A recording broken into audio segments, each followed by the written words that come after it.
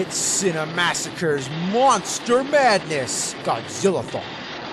Godzilla vs. Gigan, oh boy, this one just tips the crap scale. It's a shitfest that has to be seen to be believed. I think it stinks. When it was released in the US, they changed the title to Godzilla on Monster Island, even though only a few seconds of the movie actually takes place on Monster Island.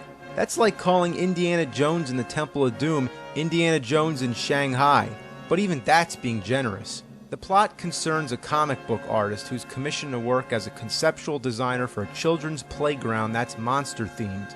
The main attraction is a tower that looks like Godzilla, but soon he finds out that this is the base for cockroaches from outer space, specifically the Space Hunter Nebula M who want to take over the world. Literally, they're cockroaches wearing human skin. The big drawback of this movie is that it takes a long time to get started. There's barely any monster action until at least 45 minutes in. Two jewels in outer space burst into flame and out come King Ghidorah and Gigan. It's like, thank God something's happening. Ghidorah looks really bad when he's flying. It looks like he's a stiff plastic model. If you're as big as a nerd as I am, you might be wondering how Ghidorah can be alive. Wasn't he killed at the end of Destroy All Monsters? Yeah, they stomped the shit out of him and put him in the ground. Well, you're even more of a nerd if you want to know the answer. Well, Destroy All Monsters took place in the future. This one we can assume is back in the present time, before Ghidorah was killed. So you might think including one of the best Godzilla villains would lift the presence of this awful movie, which he does, but lots of what we see is nothing but recycled footage from earlier Godzilla films. Even if the lighting doesn't match and that the Godzilla costume's different, it's shameless stock footage. At least we get to see Godzilla get blasted in the balls again. That's pretty funny. But let's talk about Gigan. For one of the worst Godzilla movies, he's actually one of the most interesting monsters ever seen. He's a weird thing. I don't even know how to describe it, but you can see for yourself. He's got metal hooks for hands and a buzzsaw on his chest. Oh, and by the way, the monsters are being controlled by the cockroaches. Oh, did you guess that already?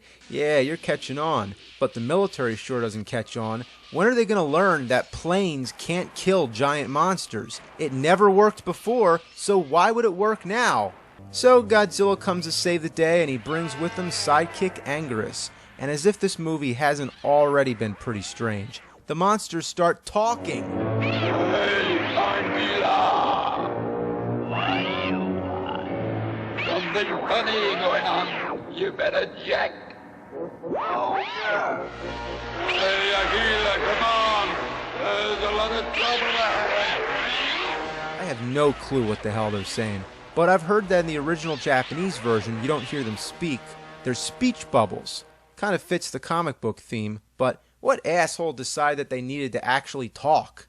The two monsters fight like a tag team match. Definitely the highlight of the film. But its repeated use of stock footage wears old, and so does the Godzilla costume. It's been used in so many films that you can actually see it falling apart. Look at the arms.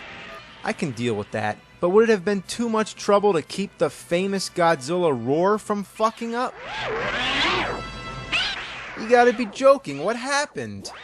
Sounds like somebody playing with a record. And if that's not enough, Godzilla bleeds. Come on, Anguirus, don't step in the saw, you dumb shit. Oh, come on, was that necessary? 'Cause all the gratuitous bloodshed and swearing. You're a hard bitch. This one is a drastic change in pace from Godzilla's Revenge and Godzilla vs. the Smog Monster. Is it for kids, adults, or people on drugs?